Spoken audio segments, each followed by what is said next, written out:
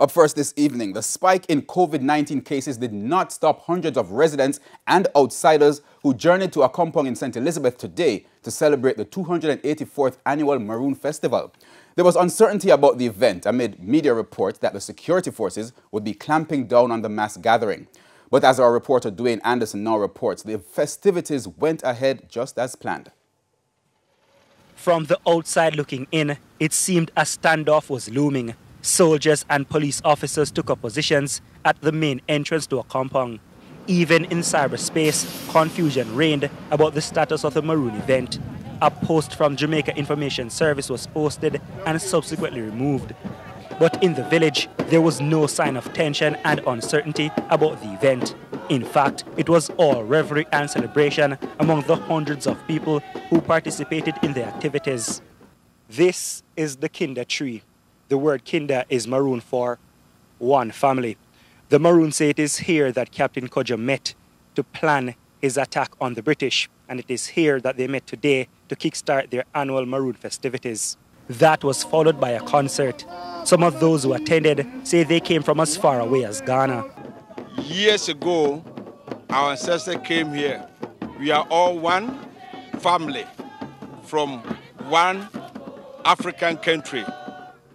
And today, we are very happy to meet the Kendall, how he embraces Kendall Corey. He embraces, he bid us great welcome. We thank God for that. Also among those present was former parliamentarian Raymond Price.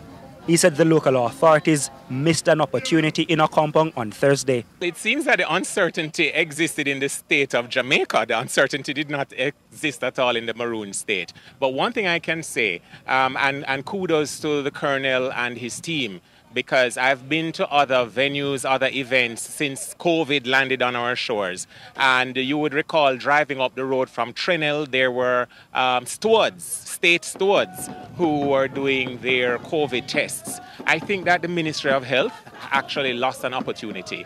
Today would have been a great opportunity for there to have been a tent from the Ministry of Health and Wellness to promote vaccination, to promote proper nutrition, to promote health care and wellness, to promote proper hygiene, to promote the importance of exercise. Residents said outsiders, including the leaders of the Jamaican state, must not try to impose their will on the Maroons in any way that could jeopardize celebrations like these, as it means too much to the people.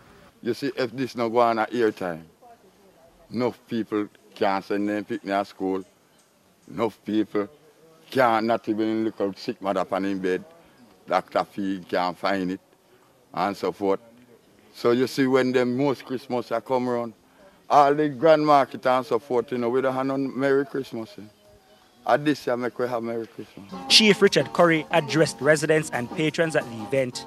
Today, the Maroons face even deeper worrying threats than just the police and the soldiers threatening to run in on our territory. Because to be honest, I've been in dialogue with the ministry and with the police and with the Ministry of Health over the past 3 weeks. So it was quite surprising when I saw what was posted yesterday by the High Command. Since then, friends of the Maroons have made all efforts to try and bring a calm to the situation, because we mean no harm to anyone. But some feel the real challenge will likely come on Thursday night. We saw a sound system being set up in a section of the community in preparation for a party.